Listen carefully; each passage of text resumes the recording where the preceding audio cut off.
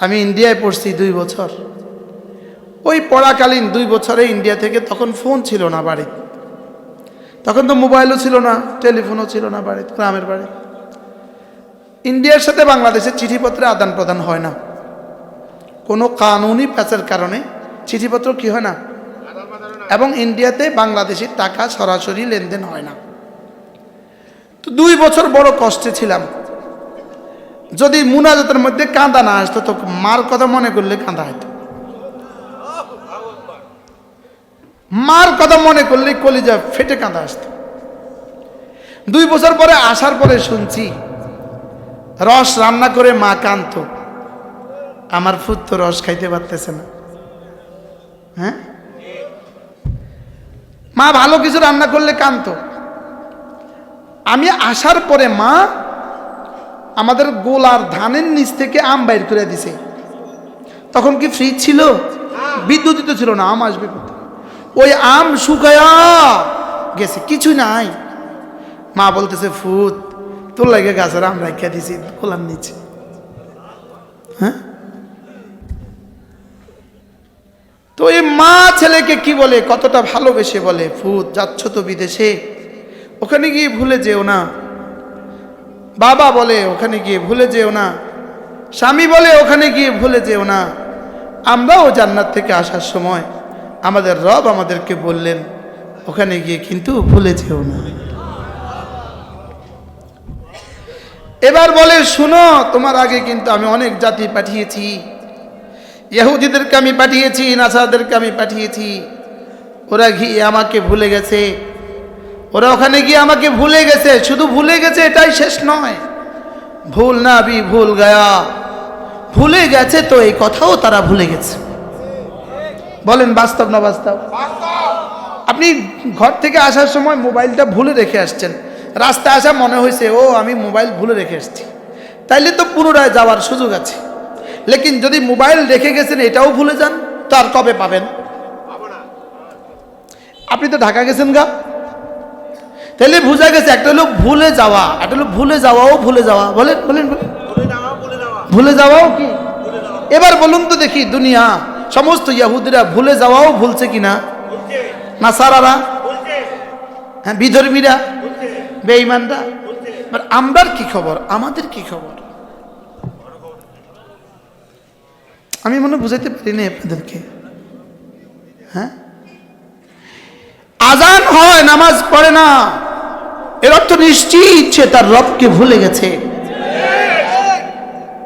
এর অর্থ নিশ্চিত সে রবকে ভুলে গেছে। আমি আজকে ফজরের নামাজের আগে একটা কিতাব পড়েছি, আজকে এই গত ফজরের আগে, মিশরের এক ডক্টরের লেখা এক বই, পৃথিবীকে নাড়া দিছে, পৃথিবীকে নাড়া দিছে, যার বাংলা তর্জমা হলো ফজর আর করব না কাজা। বলেন কি? ফজর আর, তিনি বলেন যে আমি পৃথিবীর অনেক মুসলিমকে জিজ্ঞেস করছি কেন তুমি ফজর পড়ো না? সে বলল আমি ব্যস্ততার কারণে রাতে দেরিতে শুই আর উঠতে পারি না। অভিযোগ এটা আছে না নাই বলেন? তো তিনি বললেন যে আমেরিকাতে আমার কনফারেন্স ছিল, আমি ফজরের নামাজ পড়তে গেছি কোনো এক মসজিদে। আমি ফজর নামাজ পড়তে যখন যাচ্ছিলাম তখন দেখলাম রাস্তায় আমাদের কায়রোতে রাস্তায় 12টার সময় যে অবস্থা, ওখানে ফজরের আগে রাস্তায় এই অবস্থা। আমি ভাবলাম বিষয়টা কি, এরা এত রাত্রে, বিধর্মী এরা এত রাত্রে কেন, এই সকালবেলা ভোরবেলা এরা কেন রাস্তায় বের হইল? উনি অনেকগুলো লিখছেন, 1 2 3 4 দিয়ে লিখছেন। তো বলে এবার আমি গবেষণা করে ওদেরকে জিজ্ঞেস করে জানতে পারলাম ওরা সারাদিন ব্যস্ত থাকে, সারাদিন ওদের ডিউটি থাকে, ওদের কুকুরগুলোকে সকালে নির্মল বাতাস পান করাবার জন্য, নির্মল বাতাসে একটু হাঁটাবার জন্য ওরা ফজরের আগে কুকুর নিয়ে রাস্তায় নামে। ইনি বললেন কুকুরকে নির্মল বাতাস, সকালের নির্মল বাতাস খাওয়াবার জন্য আমেরিকার হাজার হাজার নারী পুরুষ তাদের সমস্ত ব্যস্ততার ফাঁকে সকালে রাস্তায় নামে, নিজেও বাতাস খাইলো, কুকুরকেও বাতাস খাওয়াইলো। বলেন না কি করলো? বলেন কুকুরকেও কি খাওয়ালো?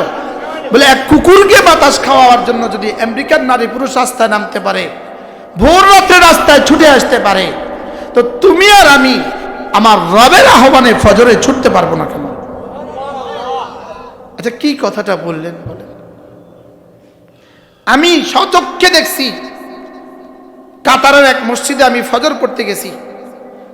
আমরা যে হোটেলে ছিলাম, হোটেলটার নাম ছিল চেয়ারম্যান হোটেল, দোহাতে। হোটেলটার নাম কি ছিল? হোটেলটার নাম চেয়ারম্যান হোটেল। কেন রাখলো আল্লাহ জানে। 3 তারা হোটেল, নাম দিয়েছে চেয়ারম্যান হোটেল। তো ওখান থেকে আমার ছিল 17 তলায়।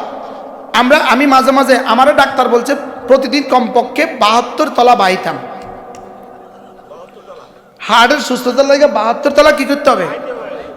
প্রতিদিন 72 তলা আপনি সিঁড়ি বাইবেন। কিন্তু আমার তো 7 তলা বানানোরও কি নেই, সুযোগও নাই, সময়ও নাই। তো আমি ভাবলাম যেহেতু 17 তলা, আর এখন কিছুটা সুযোগ আছে, ফজরে কেউ দেখে না, লিফটে না চইরা সুন্দর মতো সিঁড়ি দিয়ে নিচতলা, আবার সিঁড়ি দিয়ে কি তলা? উপরতলা। যাক, নিচে গিয়ে দেখি দেমাগ হয়রান করে দিবে, রাস্তায় মানুষ আর মানুষ। আমি ভাবলাম এই শহরে বুঝি আমি প্রথম নামছি। বুঝেন না? সবার হাতে টিফিন ক্যারিয়ার, সবার হাতে বক্স। এরা দূরে ফ্যাক্টরিতে কাজে যাচ্ছে, বুঝেন নাই? এদের কোম্পানির গাড়ি আসবে, সব রাস্তার পাশে বসে আছে, নিজের ক্যারিয়ারটা নিয়ে, টিফিন ক্যারিয়ারটা নিয়ে বসে আছে। সব রাস্তায় কোম্পানির গাড়ি আসবে আর এরা উঠবে। এবার মসজিদে গেলাম, মসজিদে গিয়ে দেখলাম মসজিদ তো ফাঁকা। মসজিদে গিয়ে দেখলাম মসজিদ কি, এটা ডিউটির জন্য কিন্তু ফজর আগে উঠছে, উঠেই শেষ করে নেই, ফজর আগে কিন্তু রান্না করছে। হট ক্যারিয়ারে রান্না ঢুকাইছে, ফজরে নাস্তাও খাবে, জোহরে ফ্যাক্টরিতে গিয়ে খানাও খাবে, লেকিন এরা ফজরে আসতে পারে নাই। এরকম মুসলমান পৃথিবীতে আছে না নাই বলেন? আপনাদের শহরে আছে না নাই বলেন? জবাব দেওয়ার জন্য রেডি থাকেন, জবাব দেওয়ার জন্য রেডি থাকেন। কে ফজরে আসতে পারে না? সহজ ভাষায়, যে আল্লাহকে ভুলে যায় সে ফজরে আসতে পারে না। বলেন, কে ফজরে উঠতে পারে না? বলেন, যে আল্লাহকে, সে ফজরে কি আসতে পারে না। অথচ মুহাম্মদুর রাসূলুল্লাহ সাল্লাল্লাহু তাআলা আলাইহি ওয়াসাল্লাম ইরশাদ করেন, রাকাতা সালাতিল ফজরে খায়রুম মিনাদ দুনিয়া ওয়া মা ফিহা। ফজরের 2 রাকাত নামাজ দুনিয়ার মধ্যে যা আছে তার চেয়েও দামি। বলেন, ফজরের 2 রাকাত নামাজ দুনিয়ার মধ্যে যা আছে তার চেয়েও দামি। কমপক্ষে এই শব্দটা হইলেও মুখে বলেন না। ফজরের 2 রাকাত নামাজ দুনিয়ার মধ্যে যা আছে তার চেয়ে দামি।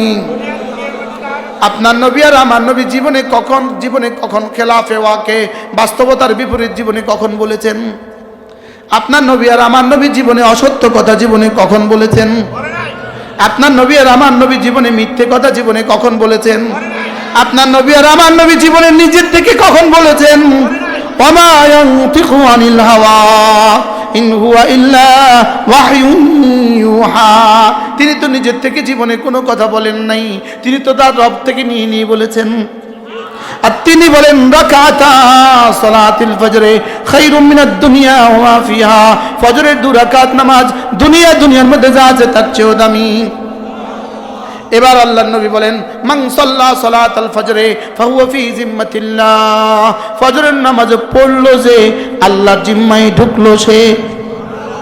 বলেন, ফজরের নামাজ পড়লো যে আল্লাহর জিম্মায় ঢুকলো সে। পড়বো তো ফজরের নামাজ? কলেজে হাত দিয়া বলেন, পড়বো ইনশাআল্লাহ। বলেন।